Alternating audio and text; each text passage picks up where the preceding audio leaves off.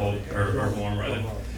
One other thing, Chi right here, raise your hands. Chi's taking pictures. I don't know if he's going to be taking pictures like a wedding because I told him to. And I know it's not a wedding, it's a little bit different of an event. But hopefully don't feel creeped out. I just want to capture today. So Chi's going to do his thing from time to time. Yeah, don't feel creeped out. He just one of the worst. Okay, here we go.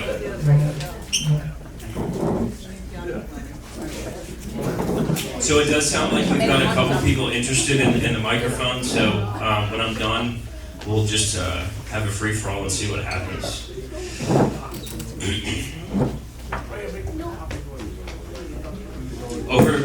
Over the last 10 years, I've given speeches at a number of weddings, and at one wedding, I was actually the officiant, and that was Mr. and Mrs. Leggett's son over there. I married him and his beautiful bride. But writing those speeches and giving those speeches have helped me understand and appreciate those relationships on a deeper level. And this eulogy that I'm about to give is the exact same thing, except it involves grief too, a lot of grief. But writing this eulogy and sharing this eulogy has helped me grieve. So I just want to say I really appreciate you guys being here and I appreciate you listening. I Googled how long a eulogy should be, and they said 3 to 5 minutes, and it's not going to be 3 to 5 minutes. So I appreciate you guys, your patience and attention. So today, I do want to stress today is a happy day. So don't be confused by my facial expressions and the fact that I might be weeping in a minute. Today is happy. I'm not sure how this is going to go, so we'll see. My dad taught me everything he knew, and I took it and ran with it. And when I came back to him, I taught him everything I had learned. He took it in, and he ran with it. He learned from me. It was a cycle. My dad was both a mentor and a mentee to me. I was his biggest fan, friend, and protege. However, no matter how much he taught me, my dad always remained 3 steps ahead of me, even after he died. In December of 2020, Kelly and I moved my dad from Daytona Beach to St. John's so that we could support him more. After 6 years of coercing, we finally pulled it off. But after a couple months, he decided that he wasn't happy. He wanted to move in with us instead. We didn't see that coming. As a side note, we didn't do that. In hindsight, we have 0 regrets. We did the best thing. Even in hindsight, it all worked out. But anyway, you have to give him credit for his attempt. Because my entire life, my dad had been teaching me something that I didn't realize until about 10 years ago. It's something I only realized after my career started taking off. Through osmosis, my dad taught me that everything in life is a negotiation. Everything from a business deal with a stranger, to where you and your spouse vacation, to what your family's going to eat for dinner. Everything in life is a negotiation. In this particular case, his plan was well thought out. He used tactical empathy to present the deal from the best perspective beneficial to me. He offered his time and his money in the deal. He used the element of surprise with a touch of guilt. He put me in a position where I had to say no to him. We had to either accept or deny him into our home. The way that he approached this situation is one of the many reasons that he was a successful manager, mentor, and father. He was a highly influential person, and he never did give up on wanting to move in with us. I'm going to come back to this story later, but just remember, Vince was always 3 steps ahead of you. So I'm going to tell a couple stories and then give a close. Here's the first story. This is a story about the best breakfast that I will ever have in my entire life. In the summer of 2001, my dad and I drove from Ormond Beach to Clearwater so that he could see his old stomping grounds. After that, we headed to New Orleans. At 10 in the morning, we walked into Felix's Oyster Bar on Bourbon Street. The bartender was a 6'2", very large, very black, very Creole gentleman. Due to his lack of facial expression, he did not strike me as the friendliest bartender. Nonetheless, my dad sternly orders 2 dozen raw and 2 draft beers. I'm 16 years old. Before the bartender can walk away, my dad continues. And make us some of that fresh cocktail sauce. We don't want that stuff out of the bottle. Now I'm shaking in my 16-year-old boots. Not only are we trying to drink underage, but my dad's being rude to the guy that's supposed to make it all happen for us. The bartender obliges, and he starts making the cocktail sauce fresh right in front of us. And just as he starts shucking oysters, the beers show up. And in his Creole accent, he says, "I need 2 IDs. Before he could finish his sentence, my dad tosses 2 cards on the bar. One was his driver's license, and the other was the key card to our hotel. At the same time, my dad winks, smiles. Lost my place here. My dad winks and smiles. The bartender picks up the hotel card, studies it, and pauses. And for the first time since we walked in, the bartender smiles. And I still have no idea what's going to happen next. He puts the card back on the table, on the bar, and he slowly slides us the 2 pints. We were in there. I didn't realize at the time, but my dad was negotiating with the bartender. Since the moment we walked in the door, he was sizing him up, he was intimidating him, he was dancing with him. And then he caught him off guard with a wink and a smile and a hotel key card. I never thought in a million years it would work. It was absolutely masterful. We ordered more oysters and more beers, and this will forever remain the best breakfast that I'll have my entire life.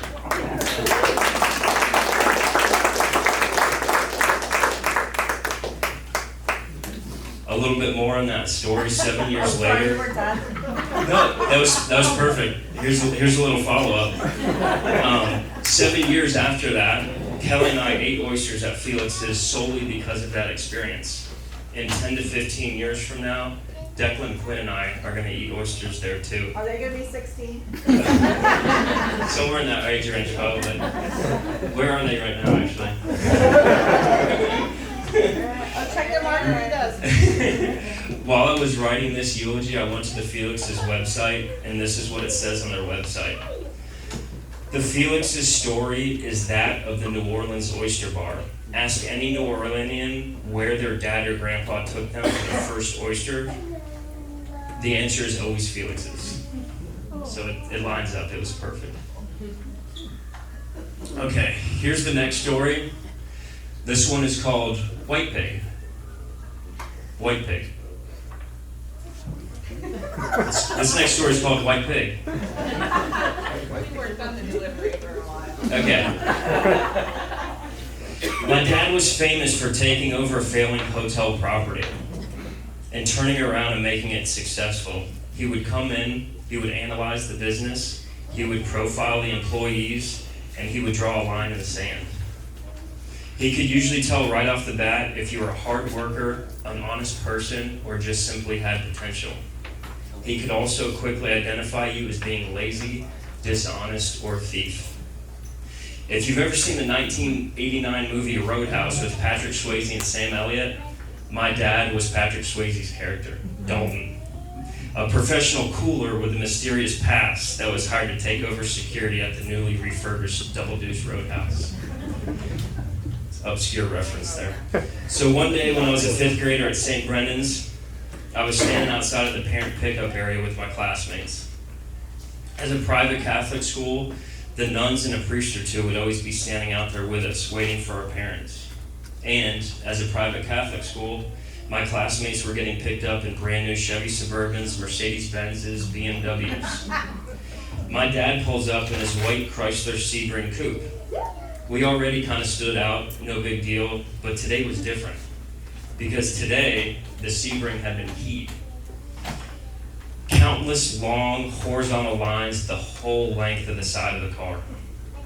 It also appeared as though he had 4 brand new tires on the car. The hood was keyed too, but the hood was different. The hood had huge lettering carved in it. It read, "White Pig."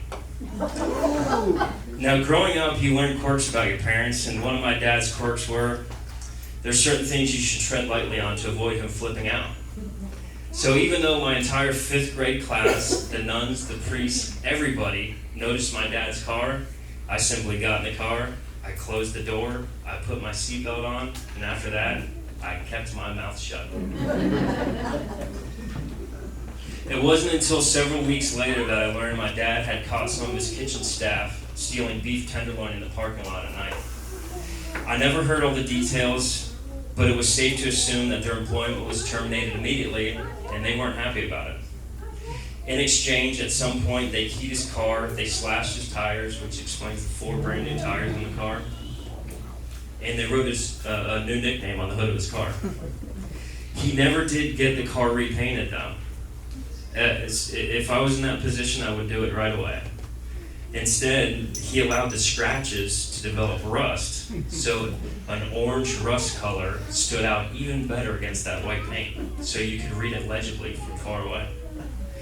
This was yet another example of him being influential in an unconventional way. He drove that Sebring around like a badge of honor, and I think it worked, because no one at that hotel property ever stole from him again. No applause for that story, but that always meant a lot to me. Okay,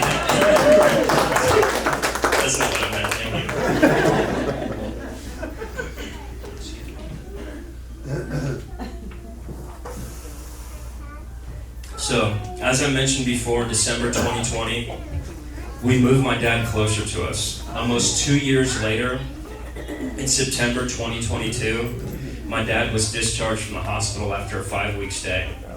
3 months later, in late December, he was admitted to Haven Hospice Care Center in Jacksonville, Florida. This was, 5 days later, on Wednesday, December 28th, he passed away. This was precisely 2 years after we moved him up here.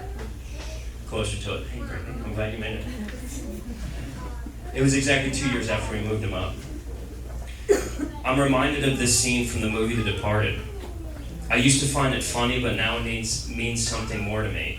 It's the scene where Jack Nicholson's character says to a guy at the bar, "How's your mother?" The Irishman at the bar responds, "Oh, she's on her way out." Jack Nicholson sternly replies as he straightens his tie, "We all are. Act accordingly." Not only did I progressively appreciate time with my dad more and more, I now have a better appreciation for time spent with my kids. In those last 3 months in between the hospital and hospice, I convinced him to stop driving. We had our last father-son beers together. I convinced him to sell his car. Then we had our last father-son margaritas together. I convinced him to allow Tanya, which is the Haven Hospice nurse, she was supposed to be here today. That's how sweet she is. Her son got sick, so she's not here today. But I convinced him to allow Tanya to start visiting in-home with him. We, meaning Tanya and I, heard him tell his last stories and jokes. Tanya conjured up a personality and sense of humor that I hadn't seen in my dad in years. And ultimately, I convinced him to relocate to a Haven Hospice Center. This all came together perfectly at the last minute. However, I failed to nail down his last wishes. We knew he wanted to be cremated and his ashes scattered. We just didn't know where. He never told us. And at this stage in life, I really had to guide him through it. I said, "How about the ocean?" And with hesitation, he said, "No." I said, "How about Boston, where you were born?" Still with hesitation. He said, "No." And then I remembered Galway, Ireland. Can you guys hear me? It feels like it's going in and out. And then I remembered Galway, Ireland. Check, check. And then I remember Galway, Ireland. When we were young, he'd sing us the song Galway Bay as a lullaby. If you ever go across the sea to Ireland, then maybe at the closing of your day, you will sit and watch the moon rise over Claddagh and see the sun go down on Galway Bay. He also told stories about the Galway Oyster Festival. And because of those two things, Kelly and I traveled to Galway, Ireland, and we visited the same Galway Oyster Festival he did 45 years apart. So I proudly asked him, and very confidently asked him, how about we scatter your ashes across Galway Bay? He said no. I didn't know what to do. Finally, after a few days it was eating me up inside, I said something to Kelly. I said I missed my window of opportunity. Despite everything, I didn't know when I was going to cry. We're crying with you, okay? I said I missed my window of opportunity. Despite everything that I accomplished, I failed to honor my dad's last wishes. I was absolutely devastated. Kelly started laughing hysterically. She was laughing so hard that she couldn't talk, and I started getting mad. I said, Kelly, what the hell are you laughing at? She said, Mike, of course he doesn't want his ashes scattered. He wants you to keep them. I said, no, his entire life, he's wanted his ashes scattered. She said, no, Mike, you don't get it. All he's ever wanted for the last 2 years is to move in with us, and when he dies, he's finally getting what he wants.